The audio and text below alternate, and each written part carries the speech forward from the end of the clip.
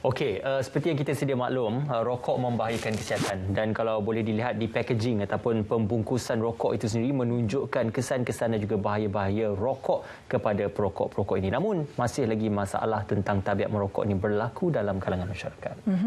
Dan untuk itu kita ingin bercerita lebih lanjut bagaimana generasi tanpa rokok ini boleh direalisasikan bersama kami di studio pagi ini. Selamat datang. Assalamualaikum. Tuan Hashim Anang yang merupakan pengerusi Biro Media dan Publicity Persatuan Mencegah Dadah Malaysia Pemadam. Okey, Assalamualaikum tuan, terima kasih bersama dengan kami. Okey, sebagai permulaannya kita dah sedia maklum, memang kita sedia tahu merokok ini banyak memberikan kesan-kesan negatif kepada bukan saja sosioekonomi, kepada masyarakat dan juga kepada tahap kesihatan fizikal. Namun begitu, untuk permulaan inisiatif yang kerajaan lakukan dalam membendung budaya merokok dalam golongan muda ini penting. Jadi apa yang boleh diterangkan buat permulaan ini, Tuan Hashim? Assalamualaikum. Waalaikumsalam. Selamat pagi Malaysia, Zalia dan juga Mahel. Saya sebenarnya mewakili Persatuan Mencegah Dadah Malaysia, lagi berat lah. Dadah. So, tapi kadang-kadang orang marah jugalah sebab bila dia masyarakat mengaitkan merokok, kemudian akhirnya boleh terjumus dengan dadah. Kadang-kadang memanglah benda tu tak betul ataupun bukan keseluruhan. Tapi selalu saya membuat perkiraan logik begini. Sekiranya dia kanak-kanak ni bermula tingkatan 1, 13 tahun hisap rokok, sehari sebatang, setahun 365 hari, 365 batang. Kalau dikali dengan dia berokok sampai form 5, so dia sudah menghisap lebih kurang 5,000 lebih batang rokok. Dan hari-hari dia akan bertukar-tukar. Biasanya kalau pelajar ataupun kanak-kanak ni dia tak konsisten pada satu jenama. Berbeza dengan orang dewasa. Orang dewasa dia akan fikir, dia akan konsisten dengan satu jenama kerana pertama mungkin dia seronok dengan cita rasa, kedua dia mengikut bajet, kemampuan keuangan. Tetapi kanak-kanak tidak. Dia akan beli sebatang-sebatang di kedai. Ingatkan dulu kalau kedai restoran dia akan jual dalam tin. So makna hari-hari dia akan mungkin cuba jenama yang berlainan. Kita bimbang satu hari nanti sekiranya mereka sudah bosan dengan rokok yang mungkin dianggap, saya tak merokok saya tak tahu sangat pasal rasa rokok seronok ni. Tadi perkara ini yang mungkin menimbulkan berbagai kempen yang kerajaan telah buat. Jadi dia menimbulkan kegusaran. Sebab itu saya difahamkan Kementerian Kesihatan, kerajaan kita lah, akan memfokuskan kepada generasi yang lahir pada 2005. Maksud dia sekarang mereka 2021 mereka dah berumur 16 hingga 17 tahun. Sekiranya kita mampu melaksanakan kempen supaya mulai generasi yang seusia yang lahir 2005 dan sekarang 16 hingga 17 tahun ini tidak merokok. So maksud dia boleh ke generasi akan datang. Maksud dia yang dah terlanjur dah hisap rokok berkurun-kurun lamanya, start daripada rokok daun, zaman arwah atuk saya semua dulu kan daun nipah. Jadi kalau kita boleh bermula mengekang mereka yang berusia remaja ini, kalau boleh jangan ada kanak-kanak ataupun remaja, kanak-kanak sebab di sekolah rendah pun kadang-kadang kita dapati ada kes yang dah mula merokok. So kita yang saya difahamkan, sebab saya NGO, saya difaham kerajaan berusaha ke arah itulah. Jadi secara tak langsung dia akan menjadikan negara kita ni yang kalau merokok pun hanya 5% daripada jumlah rakyat. Alright. Itu yang mungkin hasratlah. Ada juga yang berpendapat Tuan kalau dilarang penjualannya kepada mereka yang berada dalam kategori umur ini, akan ada jalan lain pula untuk mereka mendapatkan sumber. Ini dimaksudkan dengan rokok serudup. Kadang-kadang saya ada baca satu berita kanak-kanak menyimpan rokok. Dia beli rokok di kedai, disimpan. penguatkuasa datang hanya di kompaun RM50 kerana dia kata dia beli rokok untuk ayah dia. Ini satu yang sepatutnya kita tak wajar lah kalau betul lah ayah dia suruh beli rokok tu. Itu sesuatu yang tidak wajar. Memang kompaun tak begitu tinggi sebab mungkin nanti dianggap zalim lah sekiranya kanak-kanak yang tidak mempunyai pendapatan kewangan di kompaun yang tinggi. Berbalik kepada soalan tadi, memang kadang-kadang macam saya kata tadi, kenapa mereka rokok seluduk begitu popular? Sebab apa? Macam saya kata tadi lah, dia ada hari-hari menghisap jenama-jenama yang sedia ada, rasa tak puas hati, dia akan mencuba sesuatu yang diwar-warkan kononnya, lebih sedap, lebih kick, lebih power. Tetapi saya ada baca satu kajian daripada Institut Sains Biologi Universiti Melaya. Dia kata kandungan tar dalam rokok import 45 miligram mengandungi tar dia 45 miligram. Sedangkan rokok di Malaysia yang dibenarkan hanya 15 miligram. Ya. Kerana dicampur dengan narkotik ini akan menimbulkan suatu yang membahayakan kesihatan. Memang dadah pun suatu yang kerajaan telah kuasakan, tapi kalau mereka hendak, mereka akan berusaha hingga dapat. Apatah lagi rokok.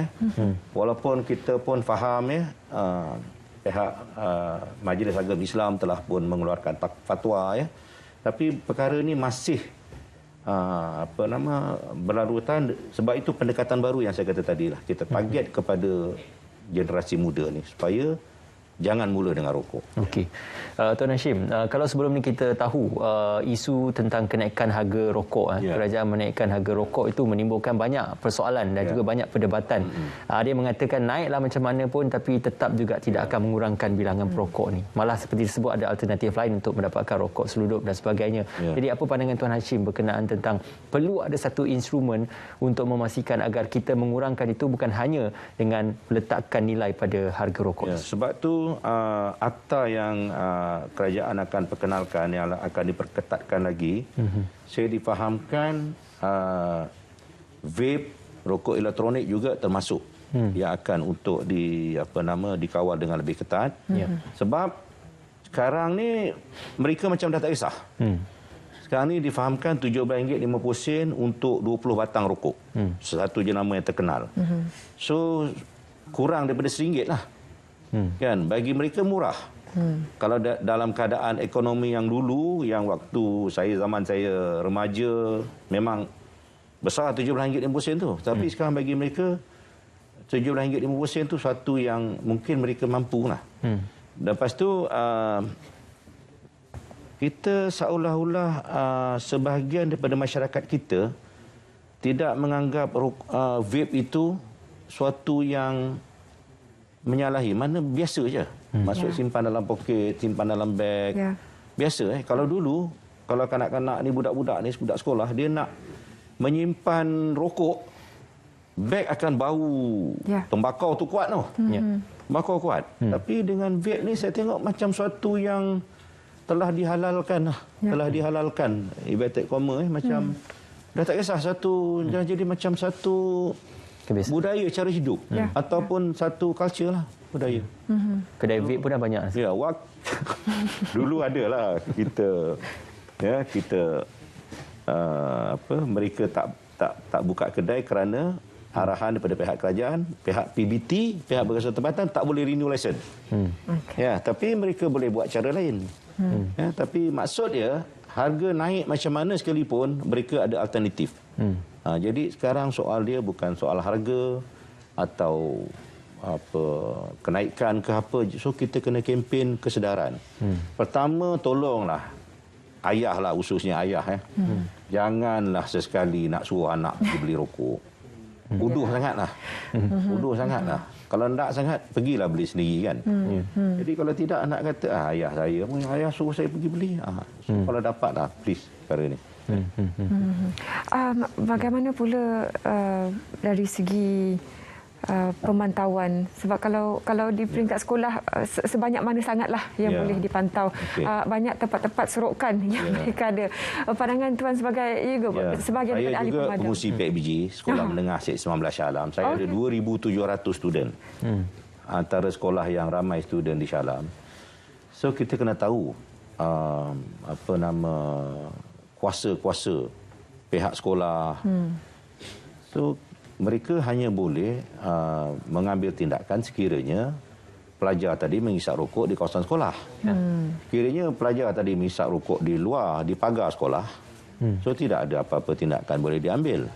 So yang di dalam sekolah pun kesalahan pertama, tak silap saya, 1 rotan. Kesalahan kedua 2 rotan, kesalahan ketiga 3 rotan, seterusnya digantung sekolah dan dibuang sekolah. Itu pun akta ataupun perkeliling tersebut sejak 1997 tak digubah sampai sekarang. Sebab you tahulah selepas itu bila dunia dengan dunia tanpa sepadan ni pelbagai perbalahan lah. Jentik murid pun tak boleh, apatah lagi nak rotan. Jadi saya nampak peraturan ataupun perkeliling tersebut kekal lah macam tu. Dan mungkin bagi mereka kurang berkesan. Jadi peranan orang ramai lah, ibu bapa, masyarakat nampak budak tu belonggok isap rokok, mungkin boleh telefon pihak berkuasa. Macam di sekolah kita ada polis yang sebagai pegawai serantah. Kita ada, macam di sekolah saya, Inspektor Azmizan tu. Jadi orang ramai boleh telefon balai yang berdekatan atau terus kepada pihak sekolah, dan kita akan pergi untuk menasihati supaya mereka tidak buat aktiviti yang tidak senonoh itulah. Okey. Tuan, apakah cadangan untuk melarang terus penjualan rokok seperti mana perdagangan dadah dan juga penjualan dadah boleh direalisasikan? Memanglah ada yang mempersoalkan, rokok ni terus dibenarkan kerana kita ada nak jaga lembaga tembakau negara, cukai untuk kerajaan dan sebagainya. Sebab itu kempen yang dilakukan oleh pihak kerajaan ni, saya bukan orang kerajaan tapi saya diberi maklumat oleh Kementerian Kesihatan. Kita cuba kekang yang itu dulu. Yang generasi muda tadi itu. Supaya macam saya kata tadilah, untuk menghapuskan keseluruhan itu berdasar kepada kesedaran masing-masing lah. Sekarang ni saya difahamkan tahniah pihak penguasa kerana apabila kita 2 tahun sibuk dengan PKP dan isu COVID, seolah-olah merokok di gerai makan, di restoran tu dah bukan satu yang keutamaan. Maksud dia, siapa tak pakai face mask, siapa tak jaga SOP, itu yang diambil tindakan. Sedangkan kita mungkin terlepas pandang yang undang-undang, peraturan yang kita pernah buat dulu, merokok di restoran memang tidak dibenarkan. Kalau you nak rokok, you merokoklah di luar. Itu bagi mereka yang dah tak boleh tahan sangatlah kalau nak merokok. Dan bagi mereka yang dalam situasi kekeluargaan di rumah, Tuan, apalagi yang boleh dibuat sekiranya sedang berbuih sebenarnya nasihat diberikan oleh ibu bapa kepada anak-anak mereka? Dia macam saya selalu ceramah mengenai dadah lah. So kita kena pendekatan kasih sayang. Contoh, apa yang boleh dilakukan, contoh ada 3 beradik dalam rumah tu, adik dia buat-buatlah, ataupun abang dia, kakak dia buat-buatlah, bertanya, bang, ada pen tak nak pinjam? Kalau abang dia kata, pergilah buka beg abang tu, ambil lah nak warna apa pun. Itu nampak dia betul. Tapi ada ketikanya, bang, boleh tak adik nak pinjam pen? Dia akan jawab, nanti, biar abang ambil sendiri. Mesti ada suatu surat cinta kot dalam beg tu, ataupun apa yang pengalaman yang pernah diceritakan oleh pelajar-pelajar ni ataupun guru. Di dalam beg tersebut ada rokok ataupun ada tembakau-tembakau yang cicir. Rokok ni bila dia akan beli sebatang-sebatang, dia tak akan beli kotak, mahal, kemudian susah nak simpan. Sebatang tu kadang-kadang diselit-selit, kadang mungkin diselit dalam buku. Jadi beg tu akan bau. Jadi kalau ada pemantauan daripada ni di rumah, mungkinlah bolehlah diatasi. Dia pun ada rasa takut sikit, hormat pada mak ayah. Dan yang paling penting, mak ayah yang nak merokok tu kalau boleh berhenti, kalau tak boleh jangan merokok depan anak-anak. Jangan merokok dalam rumah. Kan, pergilah turun sekejap ke mana-mana ke, keluar ke, satu ceruk ke. Kalau tidak, dia jadi satu perkara biasa sambil memandu, fufu, lepas tu buang pula puntung rokok kat jalan. Ya. Jadi, yalah, ini saya tengok dah satu macam kebiasaan. Nak sebut budaya tak boleh. Sebab budaya benda yang baik. Satu kebiasaan yang berlaku di negara kita. Mana-mana kita boleh nampak. So, kalau mak ataupun ayah ataupun adik keluarga boleh menunjukkan contoh yang baik, tidak merokok, sewenang-wenangnya lah kalau dah tak boleh tahan sangat kan. Saya rasa perkara ni insya-Allah sikit sebanyak dia akan dapat mendung. Ya. Dan tambahan pula untuk mereka yang nak berhenti merokok, kempen berhenti merokok dan inisiatif berhenti merokok oleh KKM juga perlu dilaksanakan di pusat-pusat dan juga institusi kesihatan untuk kita membawa dan juga menggalakkan masyarakat untuk berhenti merokok. Terima kasih sekali lagi kepada Tuan Hashim Anam, Pengerusi Biro Media dan Publicity Persatuan Mencegah Dadah Malaysia Pemadam. Terima kasih juga pihak pemadam bersama dengan kami pada pagi ini untuk membawakan berkenaan generasi tanpa rokok, khususnya generasi muda yang belia. Selebriti jemputan minggu ini Syafiq One Path. Kita akan bertemu bual dengan beliau sebentar lagi. Kita berehat seketika dan kembali selepas ini. Bersediakah kita